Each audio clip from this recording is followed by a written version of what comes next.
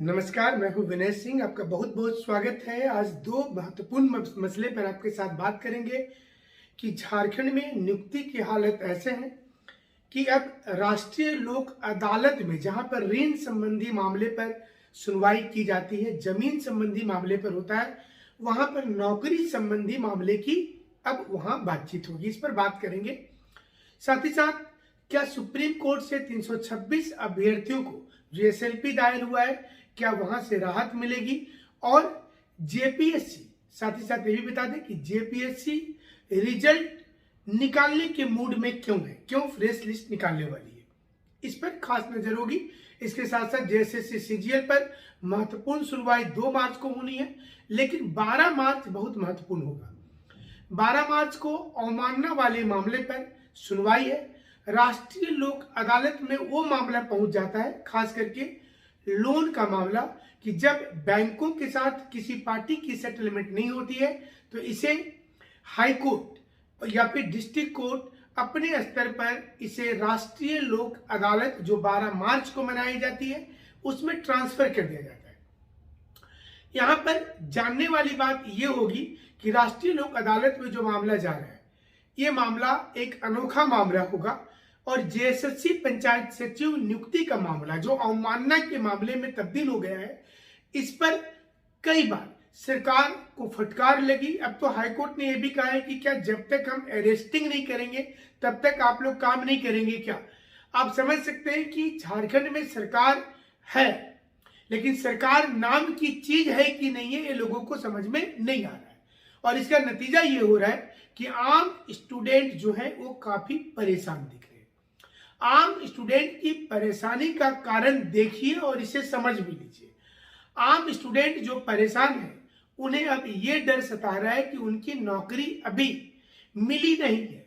वहीं दूसरी ओर कल आलमगीर आलम के एक बयान ने हाय तौबा और मचा दिया। आलमगीर आलम ने जो पहले तक, माने कल से पहले तक जो ये बोलते हुए नहीं थक रहे थे कि पंचायत सचिव अभ्यर्थियों और लिपिक की हम नियुक्ति देंगे, उन्होंने कल ऐलान कर दिया कि हम नई वैकेंसी इसी स्तर की निकाल देंगे। संकेत साफ था। अब पिछले दिनों अखबार की उस घटना का भी याद आ गया जिसमें अखबार ने दावा किया था कि पंचायत सचिव की नियुक्ति रद्द हो जाएगी। अब ये समझ में लोगों को आ गया कि आलमगीर आलम ही है जिन्होंने अखबार को यह जानकारी दी थी। जाहिर सी चीज है कि ये सिर्फ आलमगीर आलम का बयान नहीं दिखता है, सरकार का स्टैंड भी नजर आता है। नहीं तो भला ऋण जैसे मामले पर राष्ट्रीय लोक अदालत में नौकरी वाला पंचायत सचिव का अवमानना निपटाने के लिए वहां भेजने की क्या जरूरत थी?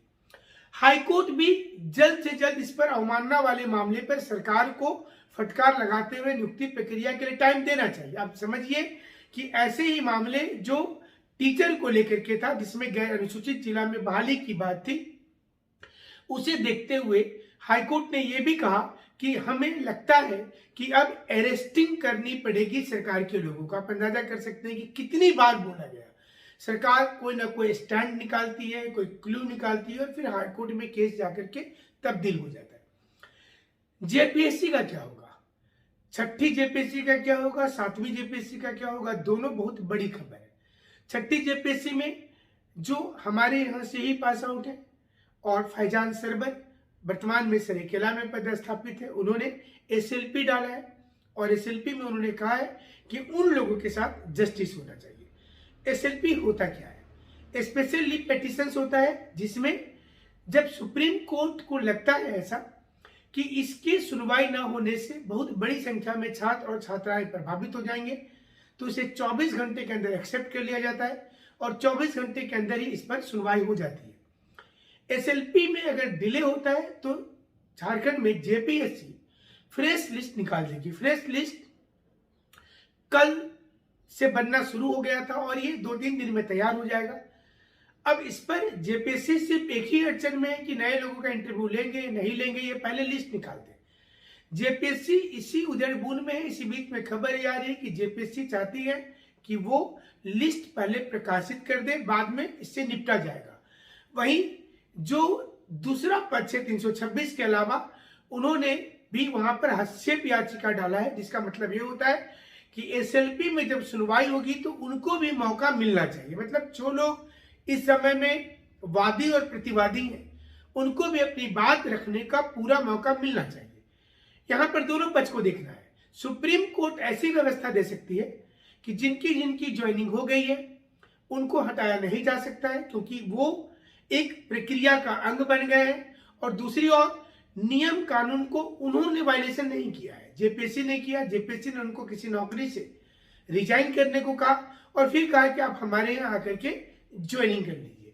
इसलिए उनको नेचुरल जस्टिस का लाभ मिलते हुए जो नई प्रक्रिया है ये जारी रखना होगा। एसएलपी में सुनवाई के दौरान उन 134 विद्यार्थियों को पूरा राहत मिल जाएगा।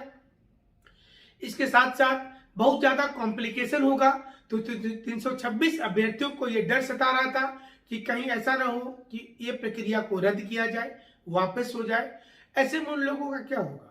इस समय 326 के 326 कैंडिडेट एक स्टैंड पर आ गए और सभी लोगों ने मिल करके ये पिटीशन दायर कर दिया। इस पिटीशन में अगुवाई जरूर फैजान सरवर कर रहे हैं, लेकिन सभी स्टूडेंट की सहमति है। कुछ दिन पहले ही फैजान सरवर हमारे रेसिडेंस पर आए थे जमशेदपुर। हमारे साथ उन्होंने एक लंबी बातचीत की थी। हमने लाइव वीडियो में भी आपको दिखाया था प्रोग्राम में, जिसमें उन्होंने बताया था। और वो खुद एक टैलेंटेड कैंडिडेट रहे हैं। उसके बाद सभी जगह पर अव्वल आने के बाद ही सिलेक्शन हुआ है। ऐसे कई सारे बच्चे हैं जिनका सिलेक्शन हो गया है। यानी कि अब 326, अब बात 134 की नहीं है, बात 326 की है। क्या 326 लोगों को ही खतरा महसूस हो रहा है? क्योंकि जिस प्रकार से सरकार जानबूझ करके सेल्फ गोल कर रही है और जो बोला जाता है कि हिट विकेट आउट हो जा रहा है क्रिकेट में, यानी कि बैट्समैन को आउट होने का मन है, बॉलर अच्छे नहीं है, इसके बावजूद वो अपना बैट जानबूझकर विकेट में मार दिया जाता है ताकि ऐसा लगे कि उन्होंने गलती से वो आउट हो गए। झारखंड में सरकार और जेपीएससी यही काम कर रही है इस समय, और इसे लेकर छात्र छात्राओं की दुविधा है। दुविधा 7वीं जेपीएससी में भी है कि 7th जेपीएससी का आखिर क्या होगा। क्या 7वीं जेपीएससी जो है वो परीक्षा टाइम से हो जाएगी, 11 मार्च को हो जाएगी? इसे लेकर पूरी तैयारी हो गई है। और अब एडमिट कार्ड 28 तारीख से डाउनलोड हो जाएगा। एडमिट कार्ड डाउनलोड होने के बाद क्या परीक्षा को रोका जा सकता है? जेपीएससी की हड़बड़ी सिर्फ इसलिए है क्योंकि उसे पता है कि हाईकोर्ट में उसके खिलाफ कई मामले हैं। अगर एक एक करके मामला खुलने लगेगा तो 7वीं जेपीएससी पे रोक लग जाएगी। ऐसे भी 2 मार्च को और 3 मार्च को 2 अलग अलग सुनवाई है और इसमें भी रोक लगने की चांस है। लेकिन जेपीएससी इसके पहले एडमिट कार्ड रिलीज कर देना चाहती है और ये जताना चाहती है 6ठी जेपीएससी के जैसा कि सारा कुछ हो गया है, ऐसे में परीक्षा टालना ठीक नहीं होगा। लेकिन हम यहाँ पर एक सजेशन देना चाहेंगे, जो लोग 7वीं से 10वीं का मेंस लिख रहे हैं, सभी लोगों को इस समय परीक्षा के लिए एक चिट्ठी लिखना चाहिए कि परीक्षा नहीं ले। यानी कि ये राज्यपाल को लिखना चाहिए, जेपीएससी को लिखना चाहिए, सभी के सभी लोग लिखें। कुछ लोग ही इसमें आए ऐसा नहीं है। जितने कैंडिडेट को मेंस में बुलाया जा रहा है सभी लोगों को मौका मिलना चाहिए।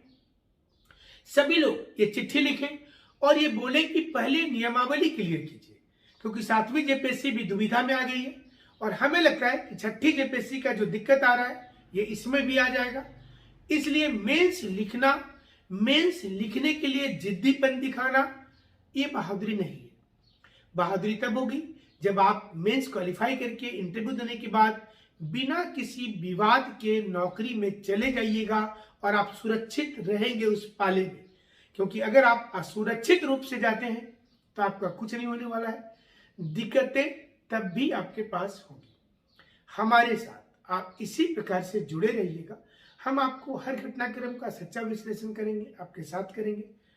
हमें फ़ोन नहीं कीजिएगा क्योंकि फ़ोन पर सारे लोगों से बात नहीं हो पाती है और आप लोग आज कल हमें इस प्रकार से सुनते हैं तो आप हमारी बात को मान भी रहे हैं। इसके लिए हम बहुत लोगों का शुक्रिया अदा करेंगे। व्हाट्सएप में मैसेज कर दीजिएगा। हम कोशिश करेंगे कि अगले शो में जब आएंगे तो आपकी बात जरूर करेंगे। हमारे साथ जुड़ने के लिए आपका शुक्रिया, धन्यवाद।